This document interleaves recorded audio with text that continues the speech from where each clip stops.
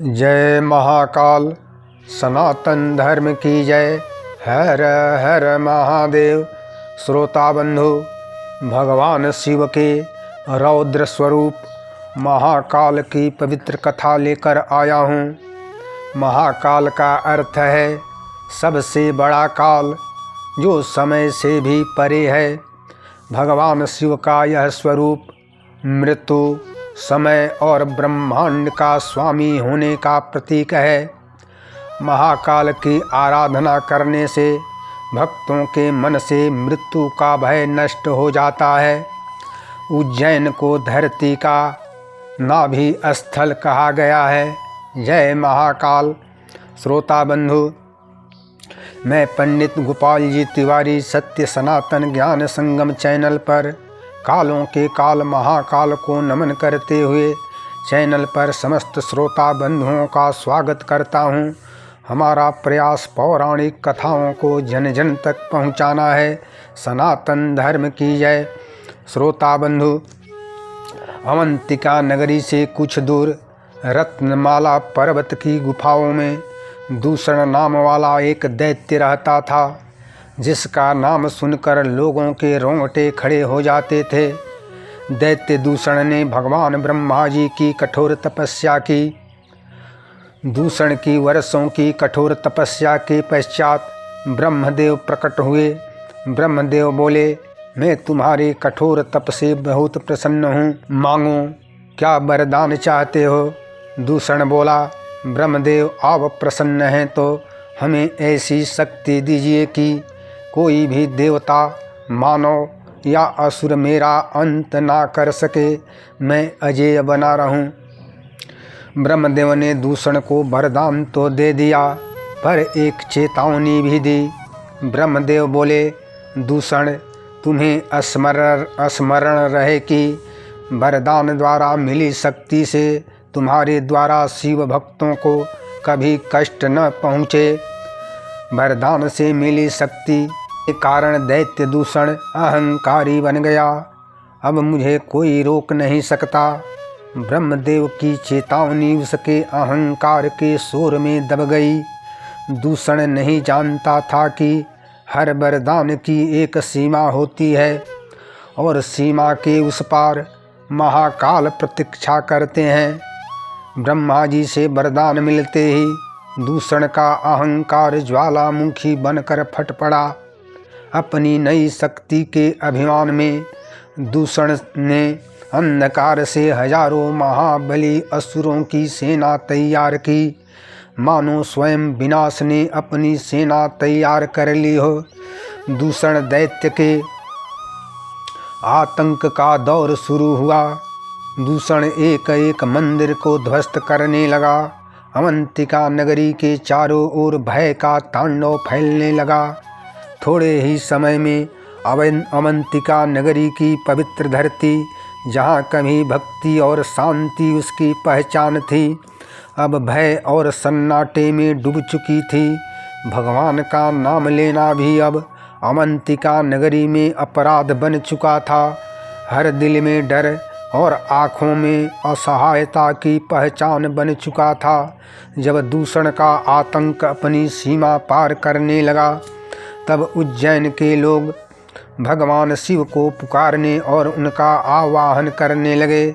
लोग रात दिन उपवास रखकर प्रार्थना करने लगे, हे महादेव, हे भोलेनाथ, आप ही हमारे रक्षक हैं। आप हमें इस अत्याचारी राक्षस दूषण से रक्षा करें। भक्तों की पुकार कैलाश तक गूंजने लगी। कैलाश पर विराजमान भगवान शिव भक्तों की श्रद्धा से प्रसन्न होकर महाकाल के रूप में प्रकट होने का निश्चय कर चुके थे। अवंतिका नगरी में 4 ब्राह्मण भाई भगवान शिव के परम भक्त थे।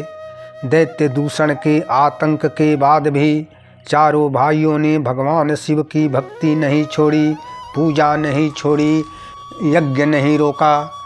दूषण की धमकी और असुरी सेना के भय के बाद भी चारों भाई बिना डरे महादेव की आराधना तथा भक्ति करते रहे, क्योंकि उन्हें विश्वास था कि जहाँ सच्ची भक्ति होती है वहाँ अधर्म अधिक समय तक नहीं टिक पाता है। समय बीतता गया। एक दिन असुर दूषण के गुप्तचरों ने उन चारों भाइयों की भक्ति और शिव आराधना की सूचना दूषण को दे दी। यह सुनते ही दूषण का क्रोध भड़क उठा, परंतु ब्रह्मदेव की चेतावनी को ध्यान में रखते हुए उसने पहले अपने सैनिकों को पूजा खंडित करने तथा उन्हें डराने के लिए भेजा। असुरी सेना ब्राह्मण भाइयों के आश्रम पर पहुंची।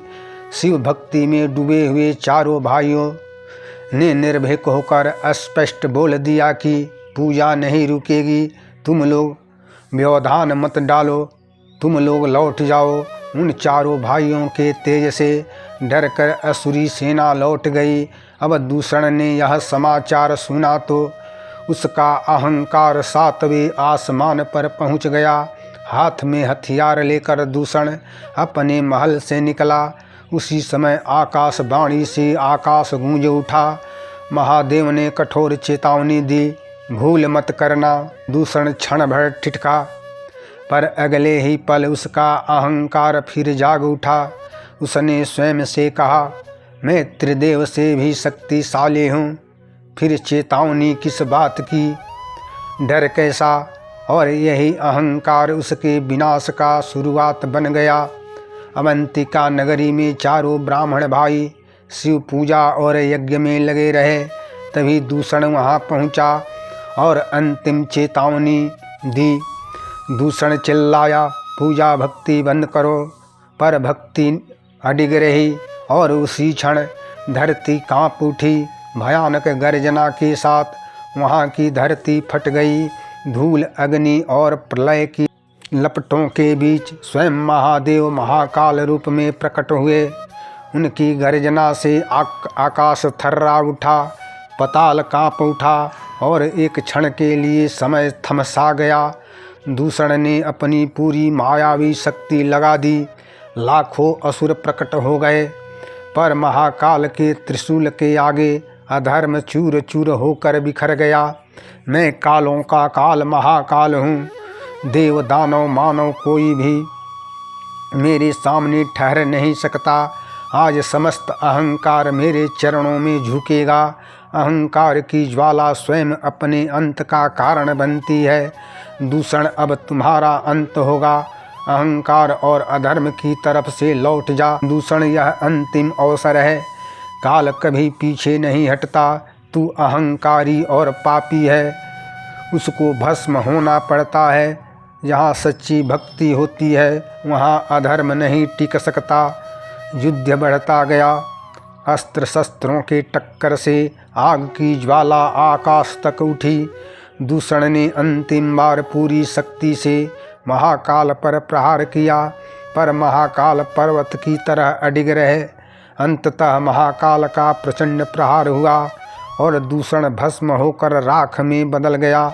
आखिर महाकाल की दिव्य ज्वाला से दूषण का अंत हो गया और उस भस्म को महाकाल ने अपने शरीर पर धारण किया। मानो महाकाल की चेतावनी हो कि अहंकार का अंत सदैव भस्म में ही होता है। महाकाल शांत हुए। चारों भाइयों के मंत्र अब भी गूंज रहे थे।